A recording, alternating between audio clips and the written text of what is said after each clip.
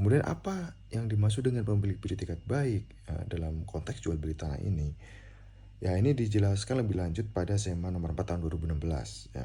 Yang pertama, melakukan jual beli atas objek tanah tersebut dengan tata cara, prosedur, dan dokumen yang sah sebagaimana telah ditentukan peraturan perundang-undangan ya. Kemudian melakukan kehati-hatian dengan meneliti hal-hal berkaitan dengan objek tanah yang diperjanjikan ya. Itu dua hal. Nah, kemudian apa saja prosedur pembelian tanah yang sesuai dengan peraturan perundang-undangan? Yang pertama adalah pembelian tanah melalui pelelangan umum atau pembelian tanah di hadapan pejabat pembuat akta tanah ya. Cara yang ketiga adalah pembelian tanah terhadap tanah milik adat yang belum terdaftar yang dilaksanakan menurut ketentuan hukum adat ya, atau ini biasanya yang belum terdaftar, tanah-tanah masih girik misalnya, bentuknya girik. Nah, ketika tanah itu masih berbentuk girik ya, maka itu harus dilakukan secara tunai dan terang ya, diketahui kepala desa, lurah setempat, kemudian didahului dengan penelitian mengenai status tanah objek jual beli, dan berdasarkan penelitian tersebut menunjukkan bahwa tanah objek jual beli adalah milik si penjual. Itu ketika tanah itu adalah yang belum bersertifikat, dan pembelian dilakukan dengan harga yang layak. Kemudian melakukan kehati-hatian dengan meneliti hal-hal yang berkaitan dengan objek tanah yang diperjanjikan.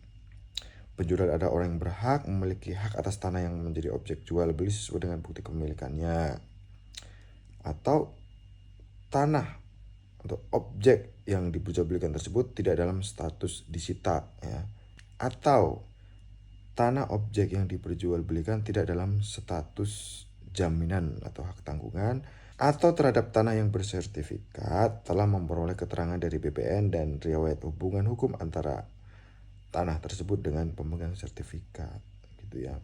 Jadi ya lazimnya ya, ketika tanah itu sudah balik nama, udah jadi sertifikat, prosedur-prosedur itu seharusnya sudah dilalui ya.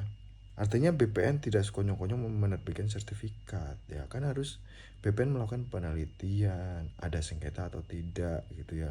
Bahkan ketika ada perkara di pengadilan yang menyangkut objek sengketa terhadap tanah itu, ternyata ada indikasi sengketa, maka nggak mungkin BPN akan mengeluarkan sertifikat gitu. Kalau kita kaitkan dengan yang dieksekusi ya, itu bisa melakukan upaya hukum ya. Kecuali memang penerbitannya itu tidak sah, itu pun konteksnya beda lagi ya. Tapi kalau terkait dengan masalah